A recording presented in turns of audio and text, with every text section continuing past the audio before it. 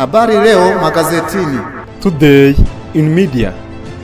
Aujourd'hui dans les médias. Uyu munsi mu itangazamakuru.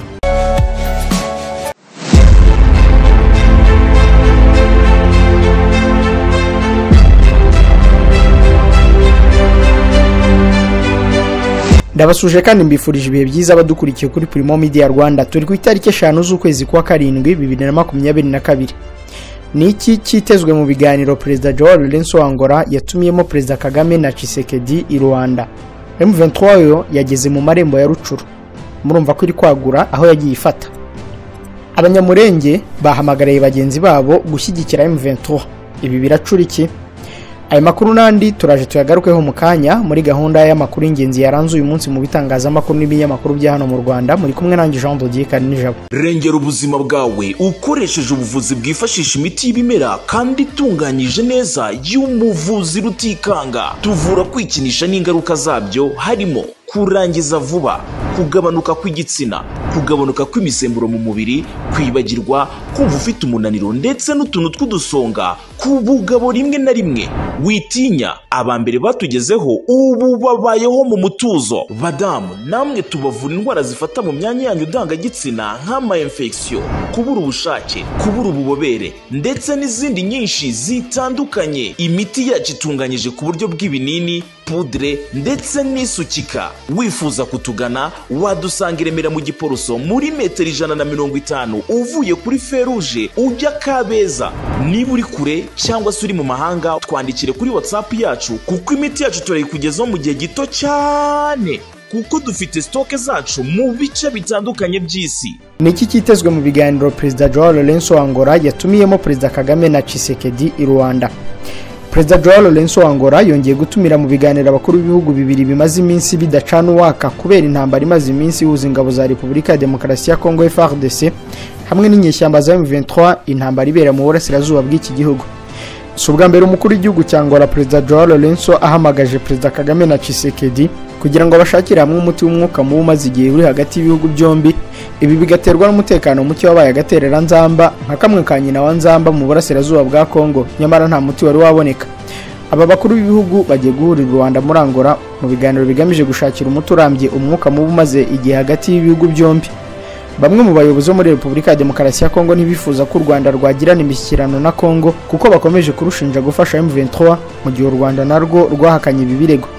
Mu gihe umuryango wa Afurika y'Uburasirazuba wateguraga kohereza ingabo mu burasirazuba bwa Kongo kuhagarura amahoro no kwambura intwari inyeshyamba zikorera muri kariya gace, Kongo yagaragaje ko idakeneye rwose ingabo z'u Rwanda. Nkuko byatangajwe n'umwe mu bayobozi ba Repubulika ya Demokarasi ya Kongo, yatangaje ko abakuru b'ibihugu byombi bari buhure kuri iyi tariki ya 6, ni ukuvuga kuri uyu wa 3.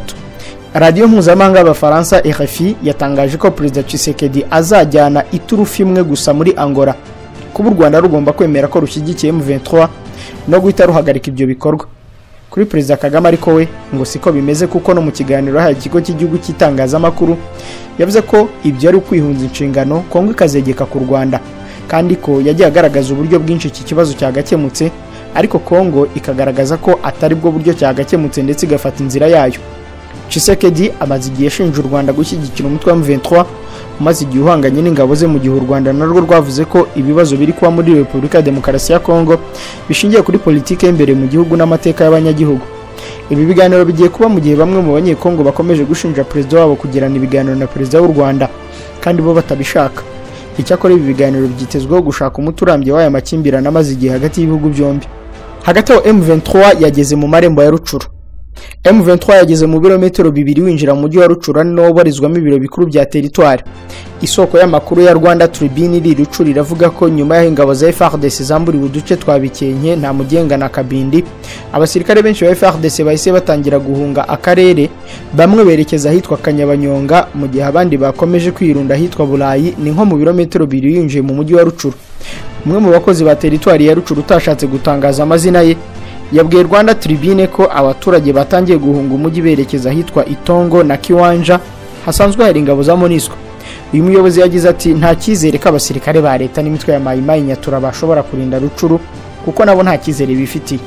Ingabo bahanganye nazo zibarusha ibikoresho ndetse n'ubuhanga, gusa muri iki gihe irembo ry'umujyi ririnzwe na FDLR. uyu muyobozi kandi yemeje ko mu rugamba rw'ejo hari abarwanyi ba FDLR na Mai Mai Nyatura bafatiwe mu mirwano yabereye muri groupement ya Bikenke. Hagati mu itangazo umutwe wa M23 wasohoye wagaragaje tumwe mu duce wamaze gufata twiganjemo utwo muri Rucuru na Bunagana, bikaba bigaragara ko uyu mutwe ukomeje kugenzura ibice binini by'ahangaha muri teritwari ya Rucuru. Boller yagize icyo asaba u Rwanda na Kongo mbere y'uko Perezida Kagame na Tshisekedi bahura. Joseph Borrell Fonteles ushinzwe ububanyi n'amahanga n'umutekano mu muryango umwe w'Uburayi yagize icyo asaba u Rwanda na Repubulika ya Demokarasi ya Kongo mu gihe biteganyijwe ko Perezida Paul Kagame na Felix Tshisekedi bahura.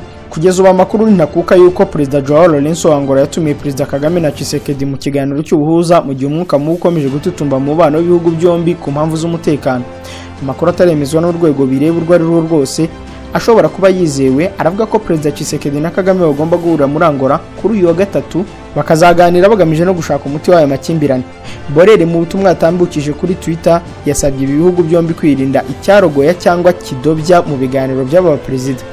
Ati mu gihe hitezwe inama yateguwe na Perezida Joao Lourenço irahuza Perezida w'u Rwanda na Kongo, umuryango umwe w'Uburayi urasaba ibihugu birebwa nabyo kubigiramo uruhare rugaragara kandi bikirinda igishobora kurogoya ibyo biganiro. Uyu munyapolitiki atanze ubu busabe mu gihe ibihugu byombi bishinjanye ubushotoranyi.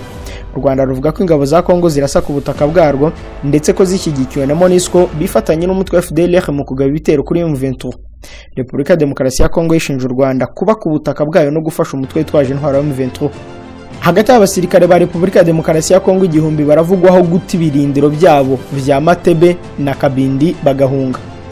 Abasirikare ba Repubulika ya Demokarasi ya Kongo bahanganye n'umutwe wa M23 baravugwaho gucika intege ndetse bamwe bakaba batangiye guhunga urugamba, aho bagera ku gihumbi bahunze aho bari mu birindiro bya Kabindi na Matebe.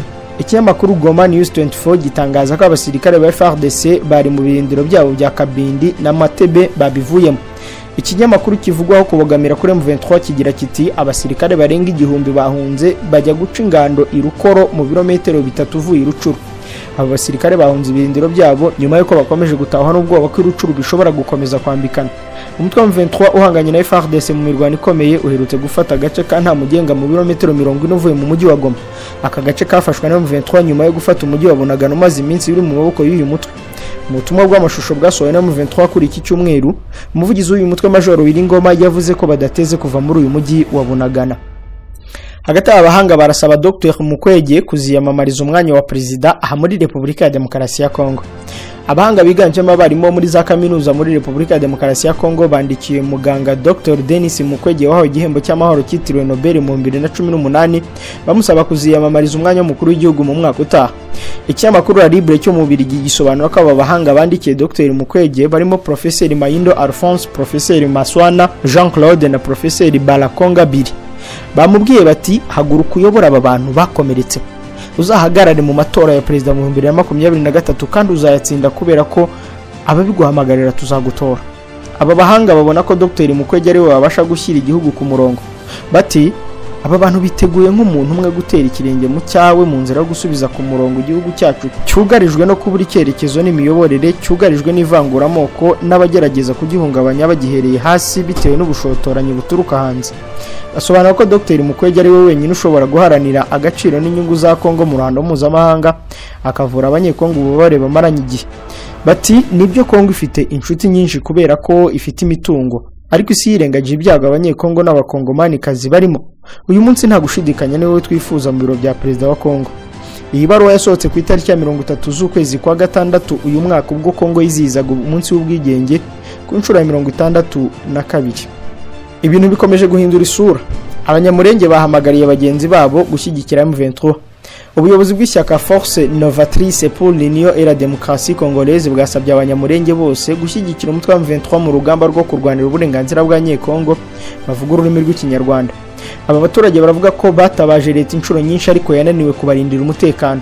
No butumwa batanze mu gihe umutwe wa M23 ukomeje guhangana n'ingabo za Repubulika ya Demokarasi ya Kongo FARDC ndetse ukaba ukomeje kuzambura ibice byinshi muri teritwari ya Rucuru hamwe n'intwaro. Uyu mutwe uvuga ko wagiranye amasezerano na leta ya Kongo yatuma uburasirazuba bwayo bubona amahoro, ariko ko yashyira mu bikorwa ikaba yaravuniye ibiti mu matwi. Ni ibikorwa byatumye uyu mutwe wa M23 wubura intwaro. Kubera imbaraga ugaragaza nk'igisirikare gikomeye, Repubulika ya Demokarasi ya Kongo ishinja u Rwanda kuwutera inkunga, ku buryo byatumye abanyekongo bavuga ikinyarwanda bibasirwa, bamwe bakicwa, bagatotezwa, bakanyagwa ibyabo ndetse amaduka y'abacuruzi agasahurwa. Ni ibikorwa bimaze gufata indi ntera mu burasirazuba bwa Kongo ndetse bigenda birushaho kuba bibi kubera abanyapolitike n'abakora mu nzego z'umutekano bakoresha imvugo z'urwango zihamagarira abaturage kwibasira abavuga ikinyarwanda. Mu itangazo ryashyizweho umukono n'umunyamabanga nshingwabikorwa w'iri shyaka Mbana Olivier yashimangiye ko abanyekongo bavuga ikinyarwanda bakomeje gutotezwa ndetse bakagerekwaho ibibazo byose by'umutekano muke muri Kongo. Nyamara ngo hari bamwe mu banyamurenge byagaragaye ko bamagana M23 n'ibikorwa byayo bakoresheje imbuga nkoranyambaga. Yavuze ko bakwiye kwitandukanya n'ibyo bikorwa bakifatanya n'abandi banyekongo bavuga ikinyarwanda bari guhohoterwa mu bice bitandukanye. Mbana yavuze ko gushyigikira M23 na twirwaneho hari ugushyigikira kwibohora no kwanga akarengane gakorerwa abavuga ikinyarwanda mu bwoko bw'abatutsi bo muri Kongo. Uyu mutwe wa twirwaneho kimwe n'uwitwa Gumino yashinzwe n'abanyamurenge bashaka guhangana n'ibitero bakomeje kugabwaho n'ingabo za leta n'imitwe irimo Mayimayi. Ni imitwe ikorera mu misozi ya Minembwe. Ni nayo mpamvu amazina yayo agaragaza ko bakeneye kurengera uburenganzira bwabo.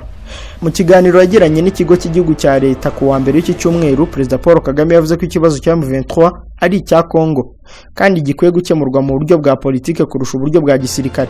Yavuze ko mu gukemura burundu iki kibazo hakwiye kurebwa impamvu yatumye uyu mutwe ubaho, akaba ariho haba itangiriro. Ni no kuri iyi nkuru rero dusorejeho amakuru yanditswe yanavuzwe mu bitangazamakuru n'inyamakuru bya hano mu Rwanda kuri uyu munsi. Ngende Jean de Dieu Karinijabo, mugira amahoro y'Imana. Habari leo magazetini. Today in media. Aujourd'hui dans les médias. Uyu munsi mu itangazamakuru.